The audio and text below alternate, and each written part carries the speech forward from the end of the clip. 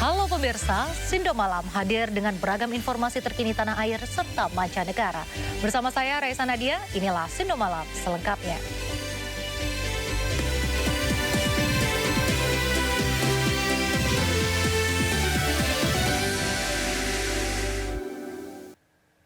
Akibat korsleting, kabel tiang listrik di belakang SPBU di kawasan Kalideres, Jakarta Barat terbakar.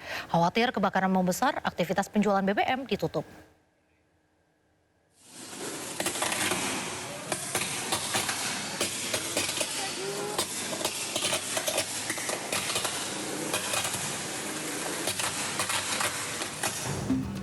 Kabel yang berada di tiang listrik mengalami korsleting hingga menimbulkan percikan api yang berada di Jalan Peta Selatan, Kalideres, Jakarta Barat.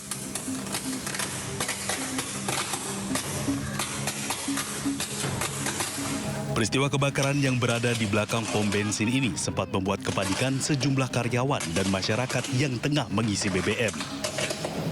Menurut pegawai SPBU, kabel listrik ini terbakar setelah salah seorang petugas PLN memperbaiki sambungan kabel pada tiang listrik ini. Beruntung kebakaran tak menyambar ke bagian tangki pengisian BBM. Api bisa dipadamkan menggunakan apar setelah satu unit mobil pemadam kebakaran dikerahkan ke lokasi. Akibat peristiwa ini, petugas langsung menutup SPBU dan menghentikan aktivitas penjualan BBM.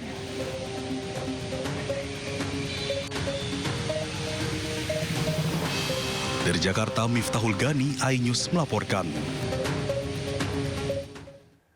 Pemirsa, pasca penggerebekan tempat kasino berkedok tempat futsal di Jalan Ahmad Yani, Bandung, Jawa Barat, polisi menetapkan 44 tersangka serta menyita uang 3 miliar rupiah dari lokasi.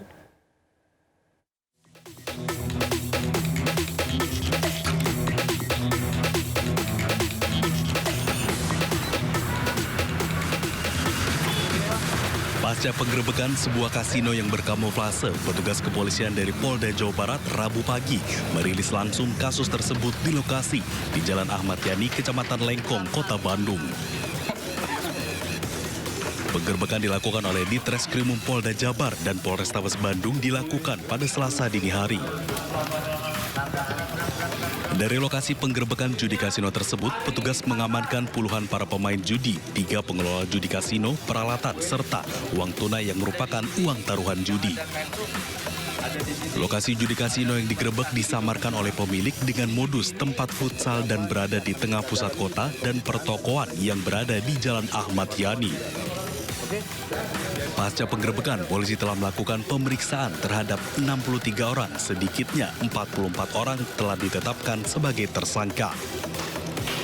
Penetapan tersangka tersebut dilakukan pada seluruh manajemen serta pegawai yang bekerja di tempat kejadian perkara. Pada saat penggerebekan, petugas menerangkan ada 11 orang tengah bermain di meja umum serta 6 orang berada di ruangan VIP. Hasil penyelidikan terbaru, petugas berhasil menemukan uang tunai sebanyak 350 juta rupiah serta saldo rekening sebanyak 2,73 miliar yang disinyalir digunakan untuk berjudi. Kemudian untuk nilai uang yang diamankan 395 juta. Ya kita amankan cash tadi itu. Ya. 399 juta cash ya. Yang dia masih kita lidik. Udah berapa Pak kemarin? Untuk operasional kita sedang lidik. Ya kita sedang lidik. Ya apakah ini sudah lama ya ataukah mungkin masih baru ya. Dan ini menjadi catatan buat kita sebagai sasaran untuk penyelidikannya ya dan juga penyidikannya. Silakan bagi yang lain. Ini kondisinya sangat tersamar ya di keramaian kota. Kemudian promosi yang kesini adalah futsal. Kita lihat tadi ada beberapa barang bukti kendaraan yang dipakai oleh pengguna dan juga karyawan di sini yang sudah kita amankan. Seluruh pelaku terbukti telah melanggar pasal 303 tentang perjudian dan terancam kurungan penjara selama 10 tahun serta denda mencapai 25 juta rupiah. Dari Kota Bandung, Jawa Barat, Yuan Pangestu, iNews melaporkan. Viral, ratusan ekor belut berhamburan di Jalan Raya Trans Sulawesi, Poros Toraja, Makassar. Meski sulit karena licin, warga dan pengendara pun bahu-membahu mengevakuasi dari jalan raya agar tidak terlindas kendaraan.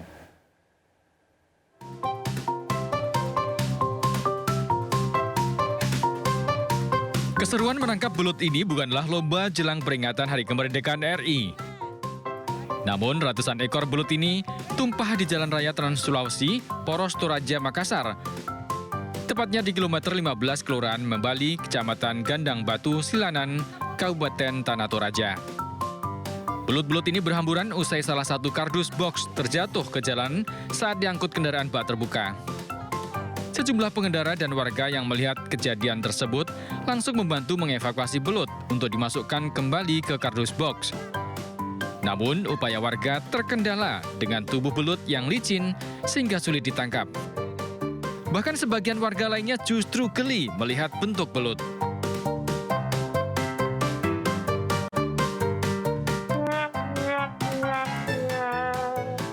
Jadi ada mobil pengangkut ikan, salah satu boxnya itu jatuh. Nah, isi boxnya itu belut, dan belut itu bersisiran di jalan dan menyebabkan kemacetan. Nah, warga sempat bantu untuk membersihkan belut itu. Oh, dikumpulkan? Kumpulkan, ya. Akibat peristiwa tersebut, arus transportasi di Jalan Trans Sulawesi Poros Toraja, Makassar sempat terhenti. Namun kembali normal usai ratusan belut tersebut berhasil diangkat dan dipungut dari jalan. Dari Tanah Toraja, Sulawesi Selatan, Jufri Tonata, iNews melaporkan. Pemirsa, Gunung Lewotobi laki-laki di Flores Timur, Nusa Tenggara Timur kembali meletus. Terdengar suara dentuman kuat disertai hujan batu dan pasir.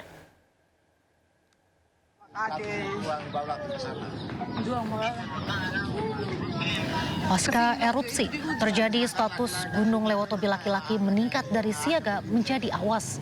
Kondisi gunung labil, rawan terjadi erupsi susulan.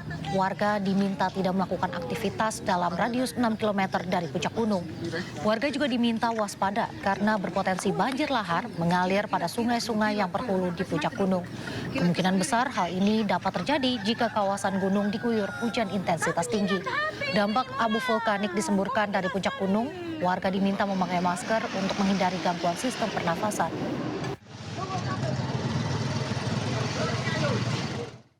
Turun ke sini cari ubi pisang dengan sayur untuk membawa ke atas. Tapi kedapatan kemarin sore kami terus lari tadi malam ke Klinga. Iya, datang pagi, iya. Habis ini kami mau pulang lagi ke Konga Kahuni sementara. Kembali ke atas. Oh, berarti kemarin erupsi itu mama mereka lagi di kebun. Sementara itu, pemirsa, Kementerian Sosial telah mengerahkan sejumlah bantuan untuk urusan logistik bagi warga korban bencana Gunung Lewotobi laki-laki di Nusa Tenggara Timur. Pemerintah menyiapkan 4,8 miliar rupiah untuk anggaran bantuan. Penanganan bencana Gunung Lewotobi Flores Timur, Provinsi NTT, beberapa hal perlu kami sampaikan. Tentu pertama, Kementerian Sosial membantu dalam urusan shelter dan logistik. Yang pertama, pengerahan SDM Tagana ya untuk melakukan asesmen terhadap berbagai hal, termasuk diantaranya adalah evakuasi korban ke tempat aman, khususnya kepada kelompok rentan, pendirian shelter darurat dan layanan dapur umum di lapangan. Per hari ini udah hampir 2 miliar per hari ini.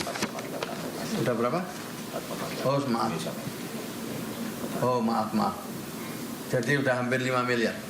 Itu akan terus bertambah nggak? Ya tentu sesuai kebutuhan. Per hari ini kita sudah ya hampir 5 miliar. Ya? 4,8 tepatnya. Terus itu bantuan itu datangnya apakah daerah yang mengusulkan dulu atau nominalnya sesuai? Ya, koordinasi di daerah. Jadi setelah lakukan koordinasi, asesmen, maka kita berikan dukungan. Dan tentu itu bersama dengan daerah. Kalau di Lewotobi kan terbatas akses ya, Gus? Ya. Nah, terkait penyaluran ini ada jangka waktu sendiri nggak sampai korban itu bisa merasakan manfaat dari bantuan itu sendiri? Di sana kita punya lumbung sosial. Jadi lumbung sosial itu semacam gudang itulah ya, yang bekerja sama dengan pemerintah daerah. Dalam hal ini Kabupaten Flores Timur. Kita punya di Desa Watowara, Kecamatan Titihena, Desa Duli Jaya, Kecamatan Titihena, dan Sirinuhu Barat, Kecamatan Titihena, kemudian juga ada Kecamatan Adonara Barat, dan Desa Bugalima, Kecamatan. Sementara peningkatan aktivitas vulkanis juga terjadi pada Gunung Merapi Raung di perbatasan Banyuwangi, Jember, dan Bondowoso. Gunung ini menyemburkan asap setinggi 500 meter di atas puncak. Status Gunung Raung berada di level 2 atau waspada. Dari pos pantau Gunung Raung di Desa Sumber Arum, Banyuwangi, semburan abu vulkanik keluar dari puncak kawah gunung. Ketinggian asap disertai abu vulkanik mencapai 500 meter. Mengantisipasi dampak abu vulkanik, petugas BPBD Bondowoso menyiapkan 10.000 masker. Masker dibagikan ke 5 kecamatan letak terdekat dari Gunung Raung, yakni Sumber Wuringin, Sukosari, Ijen, Tlogosari, dan Tapen. Petugas juga menyiapkan tenda pengungsian. Saat ini Gunung Raung berada pada status level 2 atau waspada. Warga dan juga wisatawan dilarang beraktivitas dalam radius 3 km dari puncak gunung. Sementara kita tadi naik ke atas untuk memastikan keadaan terkait dengan abu vulkanik maupun keamanan warga. Tapi kita tadi ke atas untuk mendukung logistik ya. Ada beberapa yang kita dapatkan dari berbagai provinsi, utamanya kemarin kita dapat 2 truk logistik dan peralatan. Kita kemarin dropping ke 5 kecamatan yang terdekat dari Raung, di antaranya Kecamatan Ijen, Sumber Wuringin, Sukosari, Ijen, sama Tlogosari. Kita ke informasi lain pemirsa, hujan deras yang mengguyur Jakarta Selatan membuat sejumlah ruas jalan dan permukiman terendam banjir. Bahkan di sejumlah titik banjir mencapai ketinggian 80 hingga 100 cm.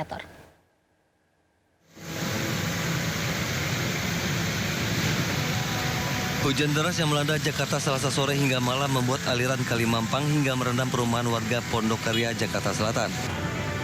Ketinggian air bervariasi dari 80 hingga 100 cm. Meski direndam banjir, namun sejumlah warga memilih bertahan di rumah mereka menunggu air surut. Pertama hujan yang cukup deras ya dari tadi sekitar jam 4-an lah ya kan.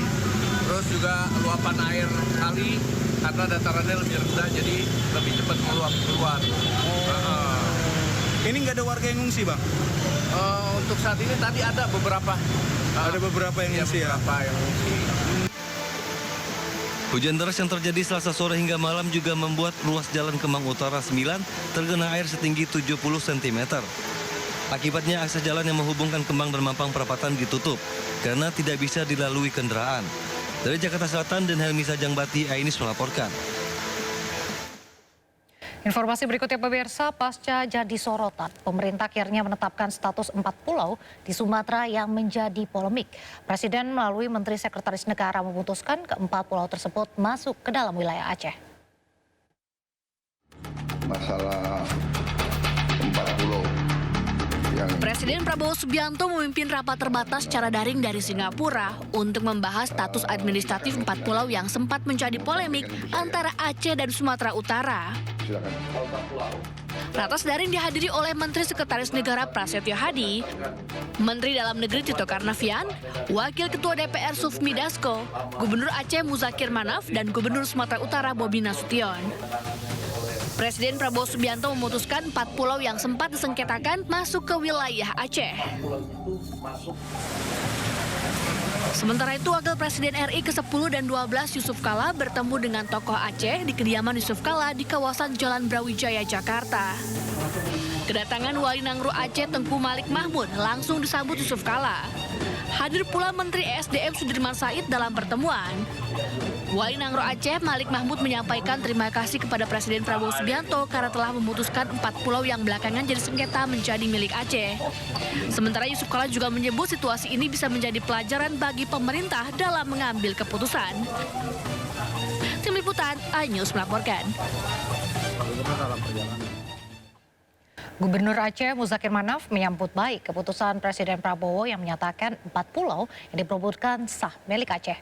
Sementara Gubernur Sumatera Utara Bobi Nasution mengingatkan warga Sumatera Utara menerima keputusan Presiden dan tidak terhasut isu liar. Mudah-mudahan ini sudah clear, sudah tidak ada masalah lagi. Berdasarkan putusan Bapak Presiden dan Bapak Mendagri bahwa pulau tersebut sudah dikembalikan kepada Aceh. Jadi mudah-mudahan tidak ada yang dirugikan, juga Aceh dan Sumatera Utara.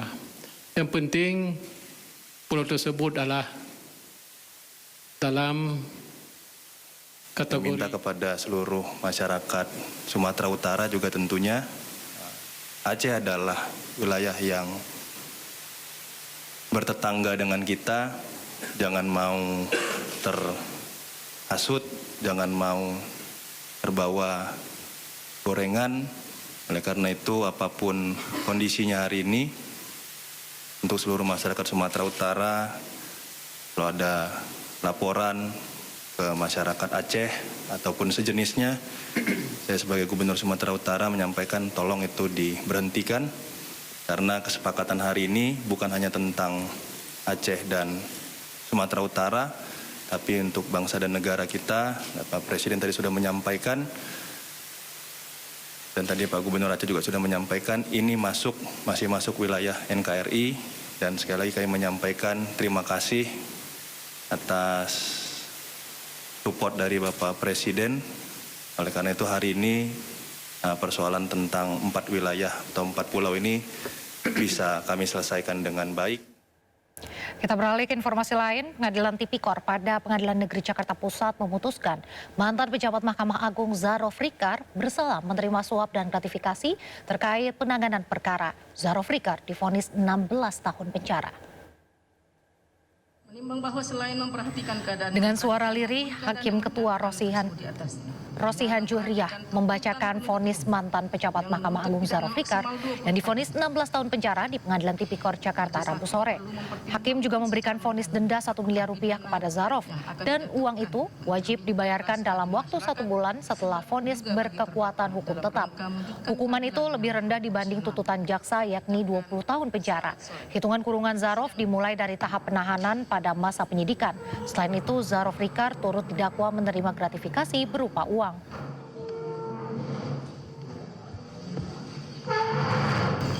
Mengadili. 1. Menyatakan terdakwa Dr. Zarof Rikar SHS SOSMHUM telah terbukti secara sah dan meyakinkan bersalah melakukan tindak pidana, melakukan permufakatan jahat untuk melakukan tindak pidana korupsi, yaitu memberi atau menjanjikan sesuatu kepada hakim dengan maksud untuk mempengaruhi putusan perkara yang diserahkan kepadanya untuk diadili sebagaimana dalam dakwaan pertama ke-1 penuntut umum, dan tindak pidana korupsi menerima gratifikasi yang berhubungan dengan jabatannya dan yang berlawanan dengan kewajiban atau tugasnya sebagaimana dalam dakwaan kedua penuntut umum. 2. Menjatuhkan pidana terhadap terdakwa oleh karena itu dengan pidana penjara selama 16 tahun dan denda sejumlah 1 miliar rupiah dengan ketentuan apabila denda tidak dibayar maka diganti dengan pidana kurungan selama 6 bulan. Sementara Ibu Gregorius Ronald Tanur, Mayriska Wijaya divonis 3 tahun penjara oleh Majelis Hakim Pengadilan Tipikor Jakarta. Vonis hakim ini lebih ringan dari tuntutan jaksa. Hakim menyatakan Mayriska bersalah memberikan suap kepada 3 hakim Pengadilan Negeri Surabaya untuk vonis bebas anaknya terkait kasus kematian Dini Sera. Hakim juga menghukum Mayriska membayar denda 500 juta rupiah atau subsidiar 6 bulan penjara. Vonis ini lebih ringan dari tuntutan jaksa, yakni 4 tahun penjara dan dituntut membayar denda 750 juta rupiah subsidiar 6 bulan kurungan. Terkait vonis 3 tahun ini, Ibu Ronald Tanur mengaku menerima. Zarof Rikar memastikan kepada Susilo selaku hakim kasasi menangani perkara tersebut. Kita 495.000.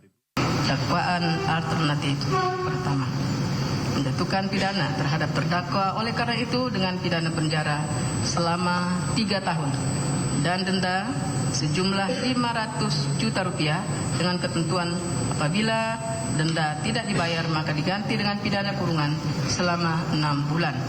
menetapkan masa selama terdakwa dalam tahanan dikurangkan seluruhnya dari pidana yang dijatuhkan, memerintahkan agar terdakwa tetap berada dalam tahanan, menetapkan barang bukti berupa 1. Barang bukti dokumen dengan nomor urut 11 sampai dengan nomor urut 24 dipergunakan dalam perkara lain atas nama terdakwa Lisa Rahmat. 2. Barang bukti uang dengan nomor urut 11 berupa 1 buah tas kecil berwarna hitam yang berisikan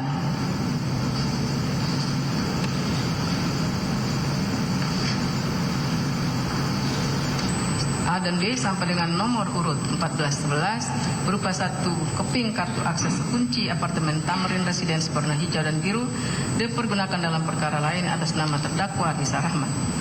3. Barang bukti elektronik dengan nomor urut 1 sampai dengan nomor urut 25 dipergunakan dalam perkara lain atas nama terdakwa Lisa Rahmat.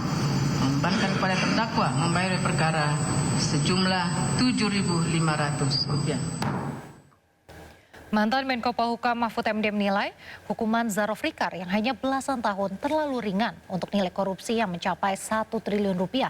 Menurut Mahfud, kasus Zarofrikar masih bisa dikembangkan untuk membongkar praktik mafia perkara dan dibuka ke publik. Korupsi atau penyuapan sebesar itu memang kalau cuma dihukum 10 tahun, 15 tahun kecil banget gitu. Ya, artinya dalam konteks kasusnya Zarofrikar yang nggak maju-maju Pak dalam tanda petik gitu ya sampai bulan keempat ini sidangnya, Pak Mahfud ingin mengatakan bahwa sebenarnya aparat penegak hukum belum maksimal untuk mengejar karena masih bisa membuka dokumen-dokumen dan segala macam. Sekian tahun kasus itu ada kopinya dan segala macam ada rekamannya gitu ya Pak? Pastilah iya. Hubungan-hubungan dia dengan siapa kan bisa dilacak sekarang. Ya, teknologi kita canggih sekarang. Ya itu jadi pertanyaan publik kan Pak. Sehingga orang jadi mungkin berkesimpulan jangan-jangan ada pertimbangan lain dari kejaksaan sehingga ini tidak sampai sedetail itu dibuka. Iya, gitu. Masyarakat berprasangka seperti itu menjadi wajar. Kenapa sih kok tidak dibuka? Jangan-jangan ini terkait dengan A di sana, jangan-jangan terkait dengan si B, atau jangan-jangan terkait dengan kejaksaan juga. Kan bisa kan orang juga tuh, jangan-jangan ini dipermainkan di kejaksaan gitu. Meskipun untuk saat sekarang dan untuk kasus ini mempermainkan hampir 1 triliun itu agak kecil kemungkinannya kejaksaan melakukan itu. Tapi kalau misalnya ada pejabat-pejabat lama di kejaksaan yang ikut terlibat di situ kan bisa aja, iya kan? Sangat mungkin itu ya. Iya, sekarang persoalannya bukan memperebutkan uang itu, tapi melindungi nama kejaksaan misalnya. Wah, ini ternyata dulu yang terlibat ini. Artinya kalau jaksa meminta ini dibuka, bisa menghantam muka sendiri gitu ya? Iya, itu bisa. Gitu. Tapi menurut saya sih sekarang, kalau mau menegakkan hukum, sekarang dibuka aja, siapa aja dibuka gitu. Agar orang takut. Kita beralih ke kasus lain. Tim kuasa hukum Mbah Tupon menyebut ada 7 tersangka dalam kasus mafia tanah terhadap Mbah Tupon. Pihaknya juga menyebut sudah ada 1 orang ditahan dalam kasus tersebut.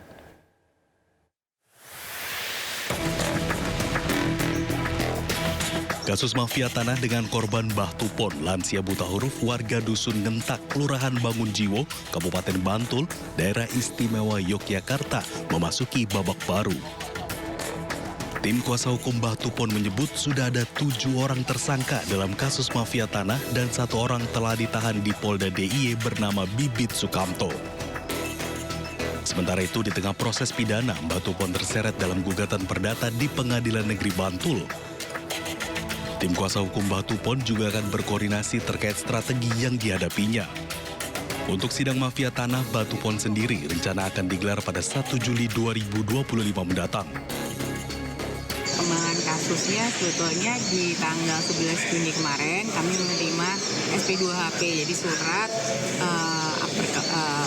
perkembangan hasil penyidikan gitu ya, surat pemberitahuan perkembangan hasil penyidikan dari Polda DIY. Jadi berdasarkan gelar perkara yang dilakukan pada tanggal 4 Juni 2025, Polda sudah menetapkan ada 7 tersangka. Kalau untuk persangkaan pasalnya sesuai dengan laporan ya, kami kan melaporkan ada penipuan, pasalnya penipuan, penggelapan.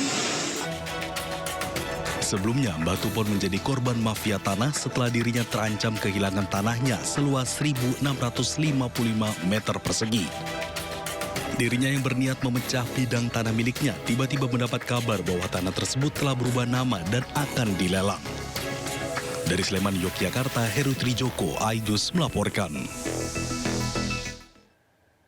Informasi berikutnya pemirsa, sejumlah mahasiswa dihalau pas Pampres saat Wakil Presiden melintas di Kota Blitar, Jawa Timur.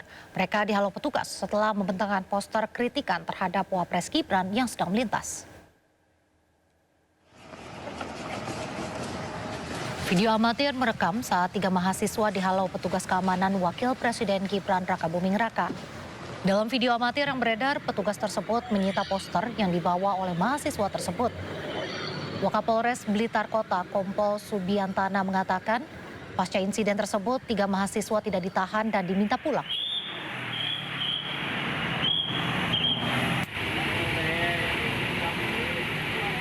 Ya, informasinya mahasiswa itu membawa poster mau menerobos rombongan itu sehingga dihalau untuk diinggirkan. Gitu. Kalau untuk ketentuan pengamanan memang harus steril ya untuk apa? Ya kalau VVIP kan harus steril, kan tidak ada kendala kan gitu.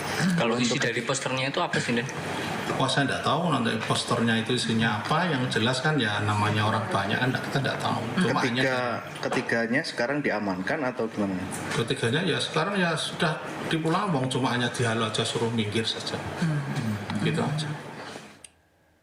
Pemirsa, kader PDIP mendatangi Barreskrim Polri untuk memenuhi panggilannya dalam pemeriksaan sebagai pelapor di kasus dugaan fitnah yang dilakukan Menteri Koperasi Budi Aristiadi pagi tadi. Mereka membawa bukti-bukti percakapan tambahan. Rombongan kader PDI Perjuangan tiba di Barreskrim Polri pada pukul 10 waktu Indonesia Barat. Mereka mengenakan pakaian serba merah dengan ciri khas PDI Perjuangan. Kader PDIP yang diperiksa Barreskrim kali ini adalah pelapor dalam kasus dugaan fitnah yakni Angga. Laporan terhadap Budi Ari sendiri telah dilakukan pada bulan lalu Selasa 27 Mei 2025. Hari ini kami ada mendapatkan surat panggilan untuk interview pengambilan keterangan sebagai pelapor yang kemarin laporan kami yang 2 minggu sebelumnya. Ya, untuk hari ini yang diperiksa ada 1 orang, jadi kita ketemu. Seperti yang kami kemarin itu, bukti-bukti yang percakapan itu, video itu yang masih kami bawa untuk diserahkan ke publik. Kemarin memang sudah diserahkan sebagian bukti. Setelah mendapat protes dari orang tua murid, Sekolah Al-Karim Islam School di Kecamatan Bekasi Utara, Kota Bekasi, Jawa Barat disegel Dinas Pendidikan Kota Bekasi. Informasi lengkapnya usai jeda, tetap di Sindo Malam.